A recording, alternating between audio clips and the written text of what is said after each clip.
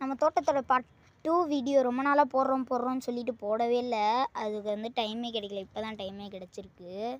இது பாருங்கள், நம்ம போன பார்ட் 1 வீடியோவில் வந்துட்டு சின்ன சுண்டக்காய் செடி இவ்வளோ சின்னதாக இருந்ததுங்க. ஆனால் இப்போ பாருங்கள், ஒரு மரம் அளவுக்கு வளர்ந்து பூவெல்லாம் வச்சிருச்சு. இப்போ பாருங்கள், போன வீடியோவில் மிளகாய் எல்லாம் சின்னதாக காமிச்சிருப்போம். ஆனால் இப்போ பூரா பாருங்கள் இது வரைக்கும் வருது. இதில் வேறு புதுசாக இடையில ஒரு கொள்ளு செடி கொடி முளைச்சி போயிட்டுருக்கு. கொள்ளெல்லாம் எப்படி வரும்னு தெரியல. இப்போ பார்ட் 2 வீடியோ தாங்க நம்ம பார்க்க போகிறோம். மன்னிச்சுக்கோங்க எல்லோரும், பார்ட் 2 வீடியோ போட ரொம்பவே லேட் ஆயிடுச்சு. வாங்க போகலாம். இப்போ பாருங்கள், கத்திரிக்காய் செடி இது. இதில் காய் எப்படி வச்சுருக்கு பாருங்கள், எவ்வளோ அழகாக இருக்குது. அப்படியே மின்னுதுங்க. அப்படியே வாங்க போகலாம். இதை பாருங்கள், கத்திரிக்காய் எல்லாம் பிஞ்சு விட்டு இப்போ வந்திருக்கு. இந்த பாருங்கள், இது வந்து வெண்டைக்காய் செடிங்க எல்லாம் இருந்துச்சு இல்லையா, அது வந்துட்டு கத்திரிக்காய் செடி வந்து மூடிடுச்சு. இப்போ வந்து கத்திரிக்காய் செடி தான் ரொம்ப அதிகமாக வந்துட்டுருக்கு. அதுக்கு இடையில் வந்து சுக்குட்டி கீரை வந்துக்கிட்டு இருக்கு. இது பாருங்கள், இந்த பாத்தி ஒன்று மேக் பண்ணியிருக்கோம். அது பார்த்தீங்கன்னா தெரியும்.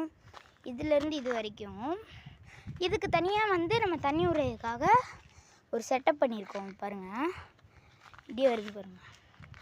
இப்படியே வந்து தண்ணி அதுக்கு போயிடும். அங்கே எப்படி தண்ணி விடுவோம்னா, அந்த பைப்பு அங்கே திறந்து விட்டோன்னா தண்ணி கீழே விடும். அந்த தண்ணி அங்கேருந்து ட்ரைனேஜ் தண்ணியாக அப்படியே இங்கே விட்டுருவோம்.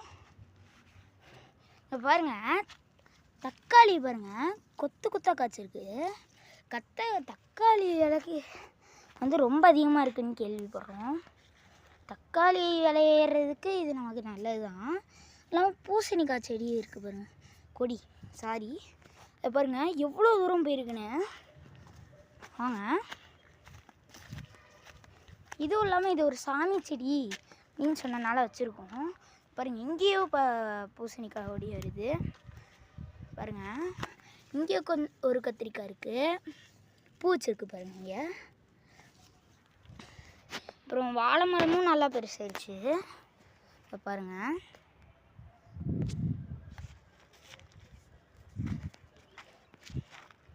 இதை வருங்க, எல்லாமே அழகாக இருக்குது. நீட்டாக வந்து நாங்கள் பார்த்துட்டு வரோம். அதுவும் இல்லாமல் நம்ம இன்னும் இந்த தோட்டத்தை இதை பார்த்தீங்களா, இந்த இடம் பூரா நம்ம பண்ண போகிறோம். பார்த்திங்கன்னா தெரியும், இந்த கடைசி வரைக்கும் பண்ண போகிறோம் ஃப்ரெண்ட்ஸ்.